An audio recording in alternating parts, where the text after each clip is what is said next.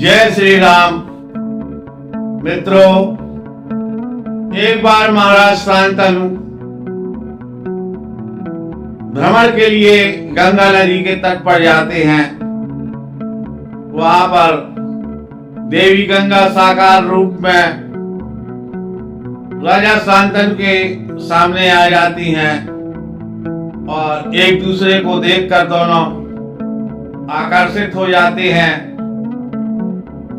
और जब प्रणय निवेदन करते हैं महाराज शांतनु, तो देवी गंगा कुछ शर्तों के साथ उनके निवेदन को स्वीकार करती हैं, उनसे विवाह संबंध बनाने के लिए तत्पर हो जाती हैं। वो कहती हैं कि मैं कुछ भी करूं, मुझे कोई टोक नहीं सकता है कि ये क्या किया, क्यों किया, यानी कि मुझसे कोई प्रश्न नहीं करेगा तो राजन मैं तुम्हारे साथ में विवाह कर सकती हूँ। और महाराज शांतनु ने उनकी इस शर्त को सहर्ष स्वीकार कर लिया। विवाह के उपरांत देवी गंगा हस्तिनापुर के राजमहल में आ जाती हैं कुरुवंश की बहू बनकर और हर्ष और मंगल के साथ में उनके दिन व्यतीत होते हैं।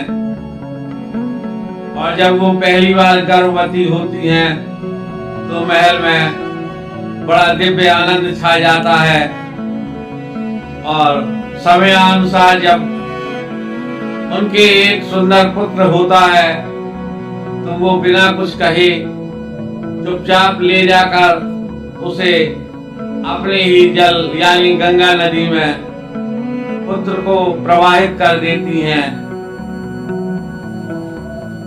इस प्रकार से एक एक कर सातों पुत्र महाराज शांतनु के जब माँ गंगा की गोद में समा गए तब महाराज शांतनु उद्विग्न हो उठे और 8वें पुत्र के जन्म पर उन्होंने कह दिया गंगा से कि इस पुत्र को आप अपने जल में विसर्जित न करें।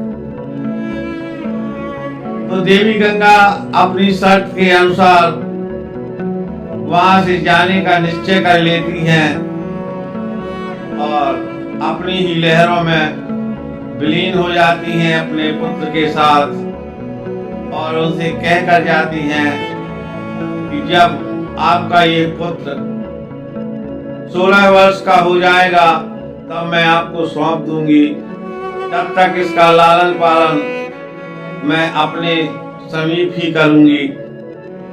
इस प्रकार महाराज शांतनु हाथ मलते रह जाते हैं और देवी गंगा शांतनु के पुत्र को लेकर के चली जाती हैं और वो अपने वचन के अनुसार 16 वर्ष की अवस्था में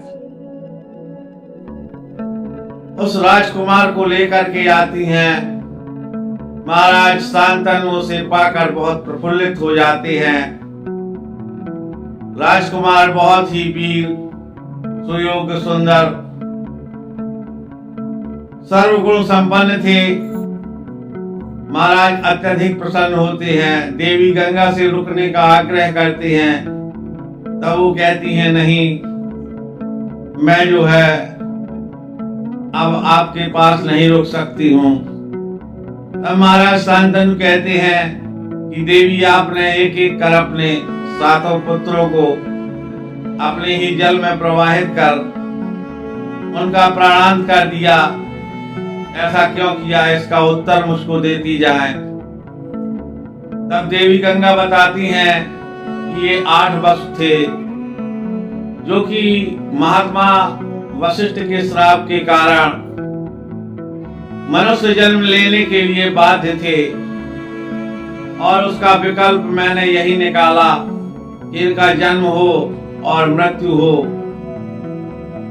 इस प्रकार से मैंने उन 7 वसुओं को तो मुक्ति दिलवा दी, लेकिन आपके टोकने के कारण ये देवव्रत अपनी मुक्ति के लिए अभी कुछ दिन और प्रतीक्षारत रहेगा। इस प्रकार से कह करके माता गंगा पुनः अंतर ध्यान हो जाती हैं। शांतनु अपने पुत्र देवव्रत के साथ राजमहल में रहने लगते हैं। एक दिन महाराज शांतनु नगर भ्रमण के उद्देश्य से निकलते हैं और पहुंच जाते हैं उसी गंगा नदी में, और वहां वो देखते हैं एक सुंदर युवती को, और उसे देखकर वो मुग्ध हो जाते हैं। उसके पास जाते हैं, परिचय वगैरह पूछते हैं। तब वो बताती है कि मैं दासराज की कन्या हूं और मेरा नाम योजनगंधा है। तब वो उससे विवाह के लिए आग्रह करते हैं। तो उसके पिता ये कहकर अस्वीकार कर देते हैं कि महाराज, आपका पुत्र इतना शक्तिशाली और सामर्थ्यवान है, उसके होते हुए हमारे जो पुत्री की संतानें होंगी वो केवल उसकी दास्ता में ही जीवन यापन करेंगी। इससे अच्छा है हम आज स्वतंत्र हैं, और इतना अगर आप कर सकें कि अपने पुत्र को राजा नहीं, हमारी पुत्री के पुत्रों को राजा बनाएं, तो मैं अपनी पुत्री का विवाह आपसे कर सकता हूँ। तो इतना सुन करके महाराज शांतनु बोले, कदाप नहीं, मैं अपने पुत्र के साथ में ये अन्याय नहीं करूँगा। और वो वहां से वापस आकर बहुत उदास हो जाते हैं, और उनकी इस उदासी का कारण पूछते हैं महात्मा भीष्म। तब वो कुछ नहीं बताते हैं। बहुत प्रयास करने के बाद भीष्म को पता चलता है कि आज महाराज दासराज से मिलने गए थे, और वो सारा वृत्तांत सुनते हैं। तब वो जाते हैं दासराज के यहाँ और उनसे कहते हैं कि आप हमारे पिता के साथ अपनी पुत्री का विवाह कर दें। जबकि सत्यता ये थी कि उनकी पुत्री योजनगंधा भीष्म के रूप को देख करके अत्यधिक प्रभावित थी। वो स्पष्ट नहीं कह सकती थी कि मैं आपसे विवाह करना चाहती हूँ, लेकिन उसकी मनोस्थिति यही थी कि वो भीष्म से आकर्षित थी। इसके बावजूद दासराज अपनी स्थिति बताते हैं कि महाराज, आप जैसे सक्षम राजकुमार के होते हुए मेरे पुत्रों को कौन राजा बनने देगा। तब भीष्म कहते हैं, मैं प्रतिज्ञा लेता हूं कि मैं आजीवन राजा नहीं बनूंगा और आपके ही पुत्रों को मैं राजा बनाऊंगा। तब वो कहते हैं कि आपकी बात सत्य है, आप अपनी प्रतिज्ञा का पालन करेंगे, लेकिन जिस दिन आपकी संतान होगी तो वो हमारे कमजोर पुत्रों को मार कर भगा देंगे और आपके पुत्र राजा बन जाएंगे।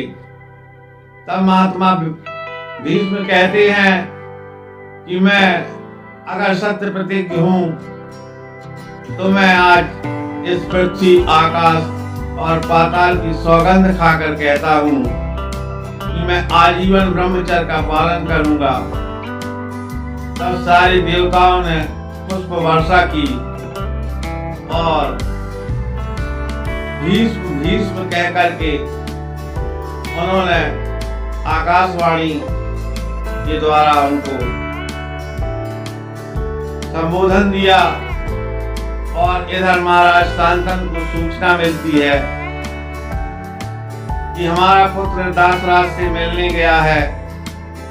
तब वो उसके पीछे जाते हैं और जब ये दृश्य देखते हैं तो वो अत्यधिक प्रसन्न होते हैं और कहते हैं, पुत्र मांगो, क्या वरदान चाहते हो। तब भीष्म कहते हैं, नहीं पिताजी, मुझे किसी वरदान की आवश्यकता नहीं है, तब वो कहते हैं कि मैं तुम्हें एक स्वेच्छा से वरदान देता हूँ कि तुम जब चाहो तभी तुम्हारी मृत्यु होगी, यानी कि इच्छा मृत्यु का वरदान मैं तुम्हें देता हूँ। तो मित्रों, आज का ये वृत्तांत आपको कैसा लगा? स्टोरी तो बहुत बड़ी है, लेकिन मैंने संक्षेप में आपको बतलाया है, इसलिए हो सकता है कोई बिंदु छूटा हो तो आप लोग क्षमा करिएगा। मूल स्टोरी यही है।